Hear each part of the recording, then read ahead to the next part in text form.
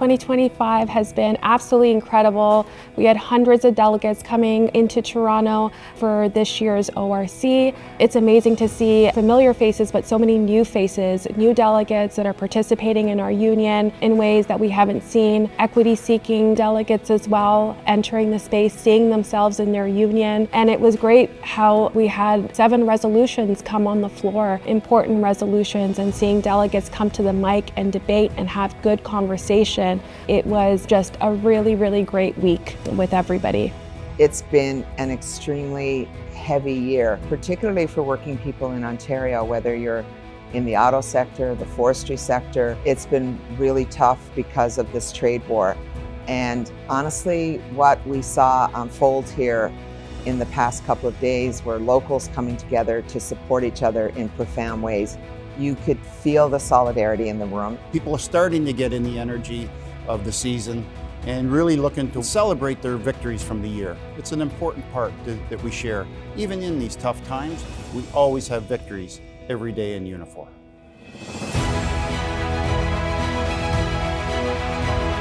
It is my honor to welcome you all and officially call the Ontario Regional Council to order. This year is really important, I think, with everything that's going on, the tariffs and businesses shutting down and leaving people out on the street. So I think it's really important to bring awareness to it. And it is hard to stay optimistic, but when you're surrounded by wonderful people who are all kind of here for the same reason, you feel like there is a good future. This is created by an administration in the US that wants to hurt Canada. They want to take our ability to have a strong economy away with an end goal of, if you listen to his words, take over Canada and make us the 51st state. We can't allow that. We knew that this trade war, we knew that the tariffs were going to wreak havoc with Canadian jobs, with the industrial economy of Canada. And we have proposed solutions to how it is that we can deal, yes, with the trade negotiations, but also how we build a stronger Canadian economy by building big things here in Canada. We opened ORC talking about workers building this province, workers building our industries, our sectors, and that are leading the charge and are going to be the ones responsible in terms of defining what their future looks like in this province. So our members are facing some really, really challenging times ahead. And this economic war that we're facing, the tariffs that are hitting our industries hard, we need to be there to protect them and protect their jobs. And it was important to showcase their work and the value that they bring to our country. We got to keep fighting, do whatever action is necessary, mobilize our members, and get back to building cars in Brampton, Ingersoll, and all our facilities. Thank you very much, everybody.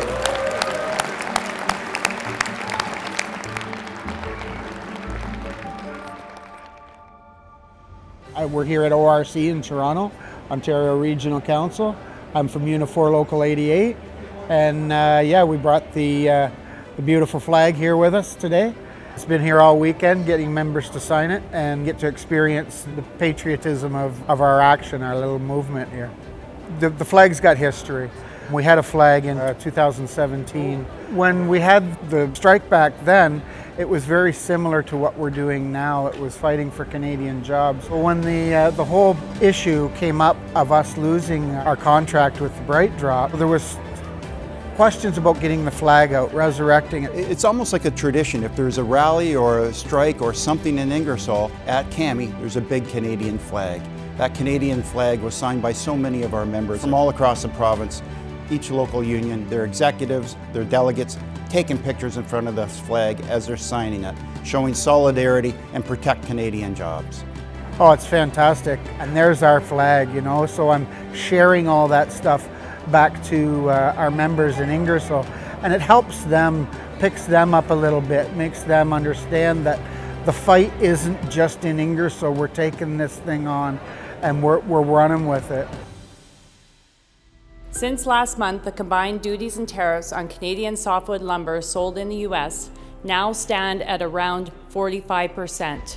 The impacts have been disastrous for forestry workers and their families. The many rural communities in central and northern Ontario depend on the forestry sector for their very existence.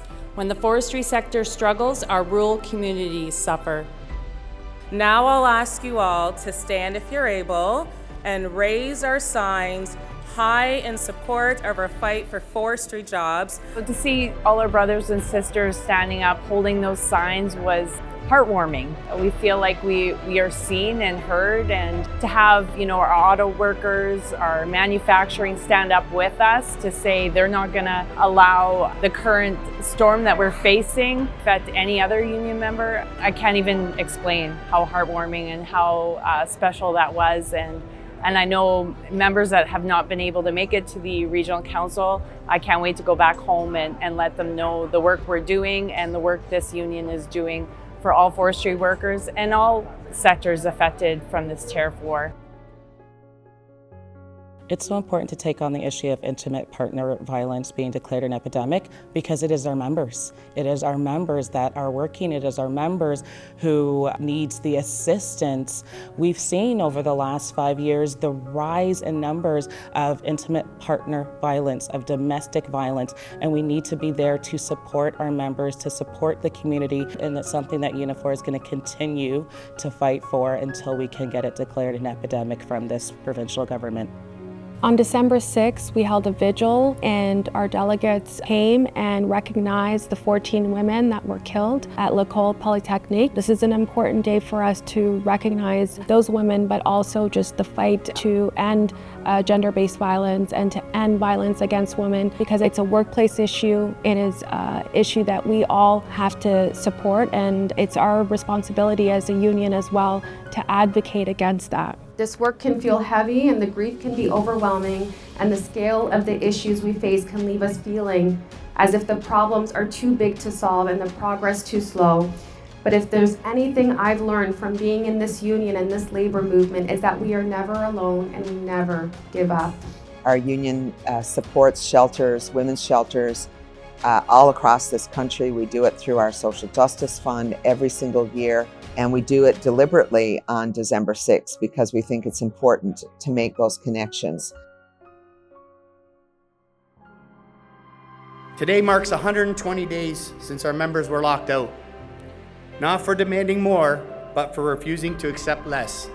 But today, we're going to show you a different side of Titan Tool. We're going to show you the people responsible for leaving us locked out for this 120 days. This first poster is the owner, Darlene Seche Albano. This next poster is the CEO, Dominic Chimente. Our actions here send a message to employers across the country. Canadian workers will not allow their jobs, their stability, or their communities to be eroded. History will remember that it began here with the workers of Titan Tool and Die who refused to give up on Canadian manufacturing, Canadian jobs, and Canadian dignity. Thank you.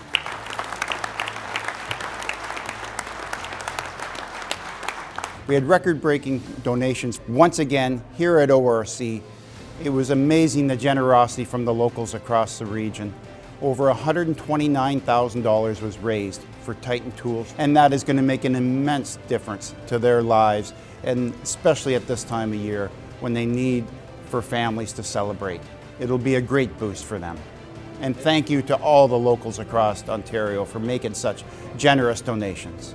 I think right now with the holidays coming and the amount of money we're getting, this will help uplift them to know that they can get through the holidays with a little more in their pocket so they can continue to feed their families for the holidays, maybe buy some presents for their kids.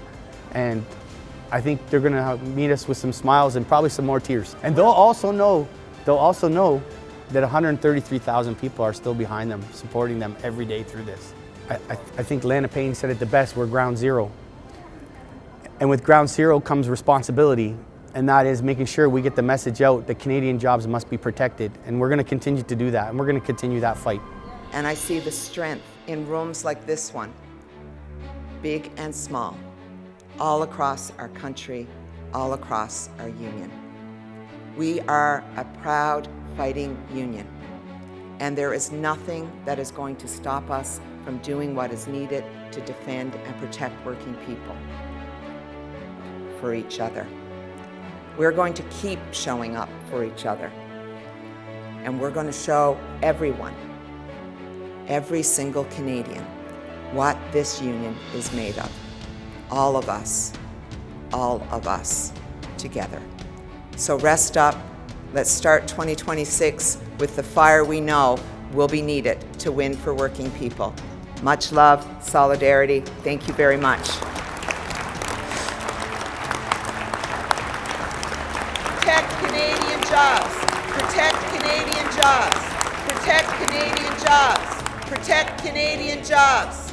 Woo! Let's go.